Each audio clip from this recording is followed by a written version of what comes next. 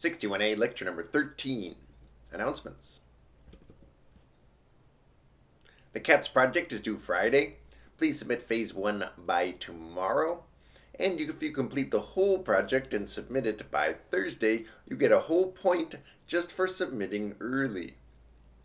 There will be a project party on Wednesday where we'll have lots of staff available to help you out in Corey 247.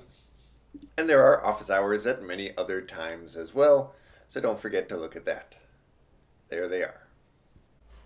Also, I wanted to say congratulations to the winners of the 2 completely optional hog contests. Let's take a look at what happened. For the strategy contest, we played every strategy against every other strategy, and we found there was a 3-way tie for first place among 3 different groups, 2 single-person groups, Nishant and Toby, and a pair, Asrith and Ayush.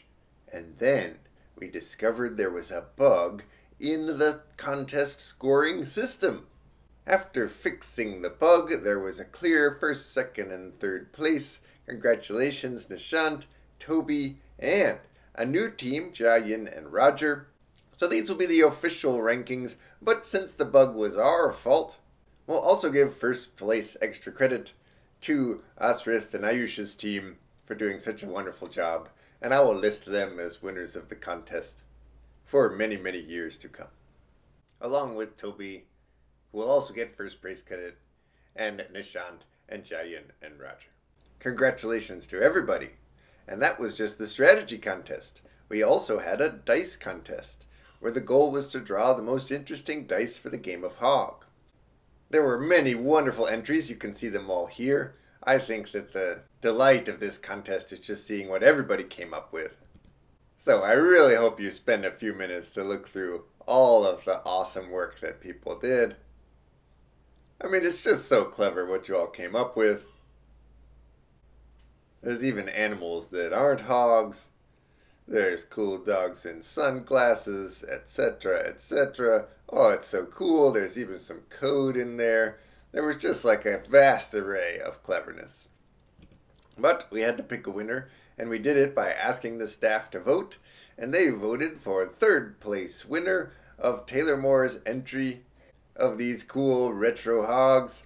Second place were Michelle and Kevin's entry of some delicious dim sum, and in first place, Bella and Dayon's entry of the progress through 61A. Happy on the first day, suspicious of Lambda, 30% on your exam, then you ask for help, get 5 hours of sleep, and an A+ on the final.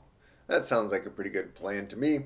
Keep it up, everybody. Thank you all for participating in the Hog Strategy Contest and the Hog Dice Contest.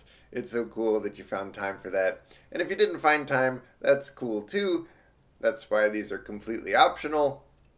But check out these websites if you want to see more about what people did. Today's lecture is about trees. We'll talk about the topic quickly, and then we'll do a lot of examples, because this is one of the topics where practice makes a huge difference. So we'll cover trees now.